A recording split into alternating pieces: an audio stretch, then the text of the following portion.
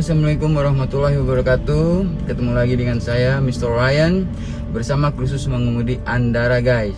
Di sini Mr. Ryan mau menjelaskan tentang interior yang ada di dalam mobil, baik itu manual ataupun matic ya. Sekarang coba perhatiin, Mr. Ryan mau membahas masalah tombol kiri dan kanan samping setir ya. Oke, untuk pertama saya jelasin dulu tombol sebelah kiri samping setir ya. Tombol sebelah kiri samping setir itu ini namanya wiper. Wiper itu buat apa? Wiper itu buat membersihkan kaca depan mobil ya. Untuk penggunaannya, wiper itu ada 3 titik guys. Titik pertama lambat, titik kedua sedang, dan titik ketiga cepat. Pemakaian wiper itu tergantung cuaca. Yang penting fokus pandangan kita ke depan itu tidak terganggu. Nah, untuk penggunaan wiper itu nggak boleh dicomot seperti ini ya guys, tapi pakai jari. Jadi relax aja kita untuk penggunaannya. Perhatiin lagi penggunaannya, perhatiin ada 3 titik. Titik pertama lambat. Nah, itu berapa detik nanti jalan lagi guys.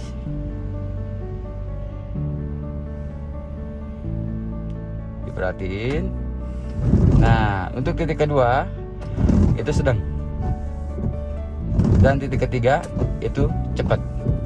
Jadi semua penggunaan wiper itu tergantung dari cuaca. Yang penting fokus pandangan kita ke depan itu, ke jalan itu nggak terganggu ya. Ingat, ini tombol ya. Jadi didorong ke bawah, ada 3 titik. Nah, untuk ngeluarin air wiper kaca depan itu tombol, perhatiin ini tekan ke depan guys ya. Tekan ke depan, tahan. Nah, lihat airnya keluar. Kalau mau matiin airnya lepas aja. Sekarang kita bahas wiper yang belakang. Kalau di mobil kita ada wipernya di belakang ya. Cara penggunaannya itu diputar guys. Nah, wiper belakang itu ada 2 titik. Titik pertama lambat dan titik kedua sedang. Cara pemakaiannya ini diputar, perhatiin. 1, 2. Oke, kalau matiin wiper belakangnya tinggal diputar lagi ke belakang. Sekarang kita bahas tombol kanan samping setir ya. Di tombol kanan samping setir itu ini khusus buat lampu-lampu. Untuk lampu mobil itu semuanya di tombol kanan guys. Nah, sekarang kita bahas lampu utama kita dulu sama lampu senja ya. Untuk lampu utama kita, untuk lampu intinya itu ada dua titik guys. Titik pertama lampu senja dan titik kedua lampu utama kita pada saat malam hari ya. Untuk pemakaiannya itu diputar guys, diputar. Untuk putaran pertama itu namanya lampu senja. Jadi lampu kecil di depan mobil itu sebelah kiri dan kanan nyala. Nah, itu biasanya dipakai itu pada saat menjelang malam hari, kayak jam pemakaian lampu senja itu jam 5 sore, setengah 6 ataupun jam 6. Kalau suasananya udah mulai gelap, baru kita nyalain, putar lagi sekali lagi guys. Nah, ini lampu utama kita pada malam hari. Oke ya, jelas ya. Nah, sekarang kita kembali lagi ke lampu riting ya, lampu sen. Untuk lampu riting itu pemakaiannya, perhatiin. Kalau kita belok kiri, ini kita dorong ke depan guys. Dorong ke depan. Nah, itu belok kiri. Paham ya? Kalau untuk mateinnya ke tengah lagi, kembali lagi ke tengah. Dan untuk riting kanan, sen kanan itu ke bawah. Matiin lagi ke tengah. Oke, lampu riting udah jelas ya. Nah, sekarang kita bahas lampu dim, lampu tembak ya. Biasanya digunain sama pengendara mobil itu bukan klakson tapi lampu dim ataupun lampu tembak. Cara pemakaian lampu tembak itu, perhatiin ini tombol. Ini tekan ke atas, ke depan. Itu berulang-ulang ya. Contohnya kayak gini. Sampai warna birunya kedap-kedip guys, kayak gini. Nah, ini namanya lampu dim, lampu tembak. Nah, untuk pemakaian lampu dim ataupun tembak ini ke depanin ya, dikedap-kedip. Maksudnya, maksud dan tujuan itu kita mau minta jalan duluan guys, seperti itu. Oke, kita lanjut lagi ke lampu hazard ataupun lampu emergensi. Biasanya di semua mobil itu sama ya, pasti ada lampu emergensi ataupun lampu hazard. Lampu emergensi itu yang bentuknya segitiga warna merah di mobil, itu namanya lampu hazard ataupun lampu emergensi. Fungsi dan tujuan lampu hazard ini memberitahukan pengendara yang belakang biar kita nggak ditabrak dari belakang. Makanya kalau kita misalkan pengen aman, pengen nggak terjadi hal yang nggak diinginkan seperti tabrakan beruntun, lampu ini wajib dinyalain guys. Karena apa? Biar pengendara lain tahu kalau depan kita tuh ada apa? Ada misalkan mobil padat lah, ataupun sesuatu yang harus kita beritahu ke pengendara yang di belakang. Paham ya? Pemakaiannya itu dipencet guys. Nah nanti lampu sen kiri kanan tuh nyala barengan dua-duanya. Oke, paham ya? Penggunaannya itu pertama. Nah, terus kedua, kalau kita nggak mau belok kiri di perempatan, kita nggak belok kiri dan nggak belok kanan, tapi mau lurus, lampunya ini guys, lampu hajat ya. Oke, kita lanjut lagi pengontrolan tombol yang ada di sini nih, di sebelah kanan setir. Bisa semua tergantung dari tipe mobil ya.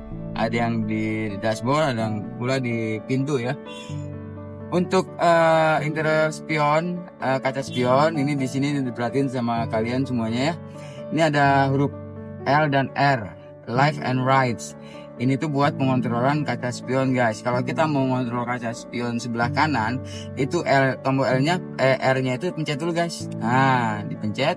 Terus lihat ada tanda panah atas, bawah, kiri, kanan, dan bacanya mirror. Itu buat ngontrol pengaturan kacanya. Diperhatiin spionnya guys. Kalau kita mau ke atas, spionnya ke atasin. Oke guys, kita lanjut lagi. Tadi kan kita udah membahas interior mobil. Di dalam mobil manual Matic itu apa aja sih? Nah sekarang kita kembali ke belajar gigi, setir, sama kaki. Untuk pertama itu kalian penghafalan gigi. Nah selama kalian menghafalin gigi, kopling itu wajib diinjak sampai full ya. Karena biar apa? Biar mobilnya tidak cepat rusak. Di samping Miserian ngasih ilmu, perawatan juga Miserian kasih ya. Selama kita belajar gigi itu, kopling wajib diinjak full. Perhatiin.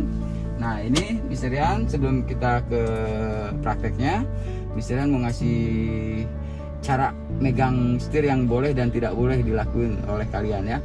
Nah ini perhatiin, ada 3 cara yang nggak boleh dilakukan. Cara megang gigi ini sama kalian tuh nggak boleh dilakuin ya. Ada tiga cara. Yang pertama, ini nggak boleh kalian lakuin cara pindah-pindah gigi seperti ini, nggak boleh ya. Itu pertama. Yang kedua, ini begini, ini nggak boleh ya. Yang ketiga, ini begini. Nah perhatiin, itu yang nggak boleh kalian lakukan. Nah sekarang ini cara megang gigi yang wajib kalian lakukan dan nggak boleh kalian rubah-rubah selama kalian belum paham sama gigi. Tapi kalau kalian udah paham sama gigi, bebas, terserah kalian, gaya gimana pun bebas. Oke ya, sekarang perhatiin, ini cara megang gigi yang harus kalian lakukan dan nggak boleh kalian rubah-rubah ya. Perhatiin, ini di atas, tapi nggak dikepel, dilemesinnya tangannya ya. Yang ngebantu tuh dampal jempol ini guys. Perhatiin, kalau kita pindah ke gigi 1, ini kiri ke depan. Nah terus tangannya nggak boleh stay di gigi, tapi pindahin ke setir. Itu pertama. Terus yang kedua, ini toel aja guys, toel. Dia nanti balik sendiri ke netral kok ya. Udah ke netral, baru geser ke kiri, terus ke bawah. Itu gigi 2, pindah lagi setirnya ke sini. Yang ketiga, gigi 3 itu, ini nggak boleh ke kanan keras, tapi toel aja ke depan. Nah dilempar sama kalian, langsung dorong ke depan. Itu gigi 3. Untuk gigi 4-nya, tarik ke bawah, netral, ke belakang, ke bawah ya. Terus gigi 5, netral, lepas, kanan, depan. Oke. Gigi 4, toel lagi, dia kembali ke netral, langsung turunin ke bawah. Itu gigi 4. 3, dorong ke depan. 2, netral, kiri, belakang. 1, netral, kiri, depan. Paham ya? Netral, toel aja. Jadi semua pergantian gigi wajib ke netral dan nggak boleh dipegang seperti ini. Ini nggak boleh dipegang kayak gini. 1, 2, 3. Nah ini nggak boleh guys ya. Makanya Miserian tuh ngajarin yang keren-keren, yang bagus-bagus untuk kalian semua. Oke ya, paham ya? Kita contohin sekali lagi. 1, 2, 3, 4, 5, 4, 3, 2, 1, netral. Oke ya. Oke, kita lanjut ini cara megang setir yang harus kalian lakukan dan nggak boleh kalian rubah-rubah selama kalian belum paham ya. Perhatiin ada jarum jam angka 9 dan 3. Cara megangnya nggak boleh di kepala gini, tapi lemesin aja di atas. Ya, nggak boleh dipencet. Walaupun kalian ngeliat ada bahaya kiri kanan, setir nggak ngaruh. Kalian pegang pun nggak ngaruh, kalian pencet pun nggak ngaruh ya. Karena setir itu pasti diam terus. Yang ngaruh itu, yang berpengaruh itu, yang bahaya itu kaki. Jadi kalau kalian ketakutan sama setir, kontrol kakinya yang bagus. Oke ya, sekarang perhatiin cara putaran setir, cara megang, cara putaran setir dan cara megangnya seperti apa. Kalian perhatiin. Kalau kita belok kiri, perhatiin tangan kirinya lepas. Kalau kita belok kanan, kebalikannya dari tangan kiri, tangan kanannya lepas. Contohnya kayak gini, belok kiri, belokin, lepas tangannya. Ini yang kiri lepas, pindahin ke sini, tangan kanannya nempel terus sama setir, putar. Nah, kayak gini contohnya. Oke, kalau kita belok kanan, tangan kanannya lepas, tangan kiri yang muter.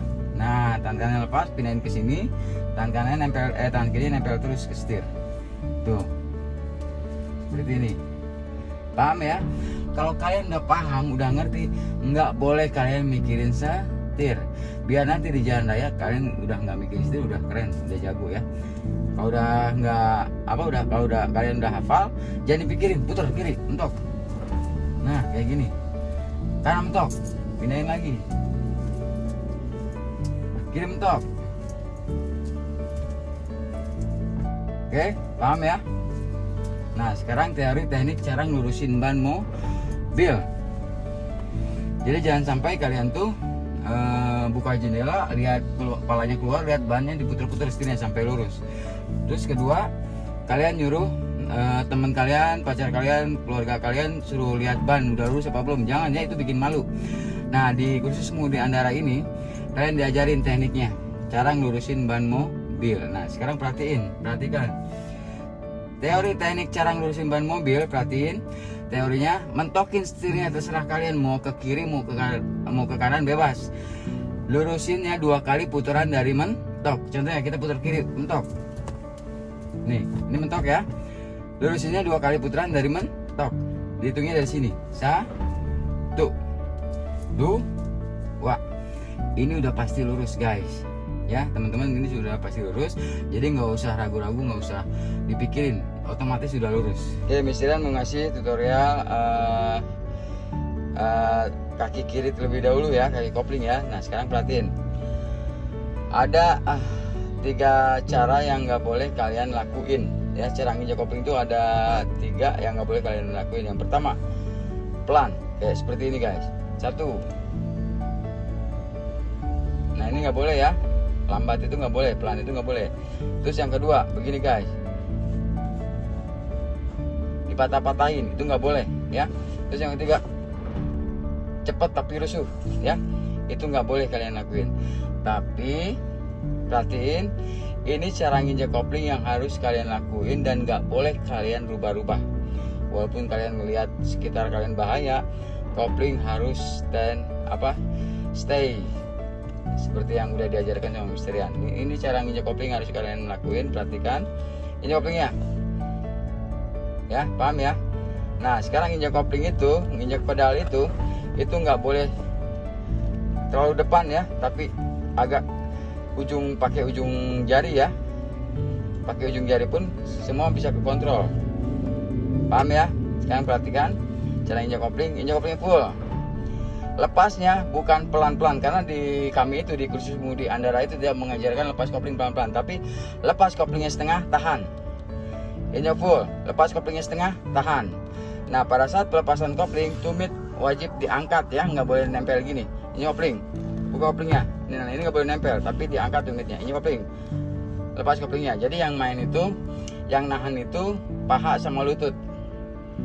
Ya, yang nahan itu paha sama lutut. Sekarang perhatiin lagi, injak kopling full, buka setengah, tahan. Nah, di sini Misterian jelasin lagi. Disebut setengah kopling itu sampai mobilnya bergerak. Bergerak jangan langsung dibuka lagi koplingnya, tapi tahan dulu.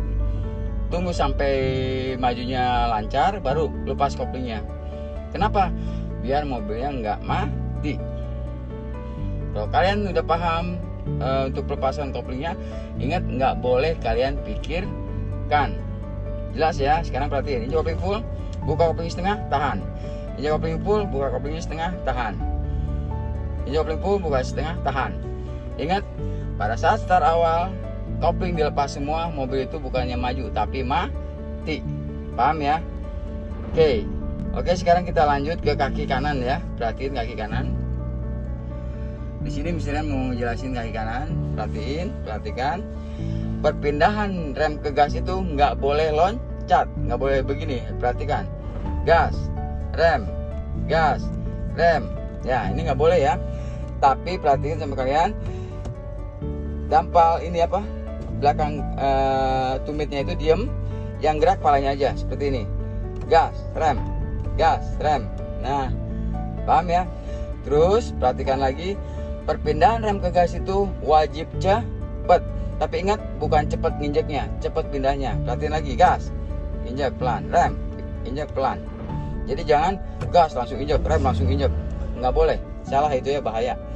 Jadi gas pindahin dulu, baru injek. Rem pindahin dulu, baru injek. Gas, rem. Coba kalian ngelakuinnya cepet, biar kakinya jadi refleks, jadi enjoy ya. Jadi misalkan nanti ada bahaya tuh, kalian udah sigap kakinya, nggak pelan gini, dan nggak ragu-ragu, dan juga nggak ketakutan. Paham ya? Gas, rem, kopling. Oke. Untuk teori praktek kaki, semoga manfaat untuk kalian semua.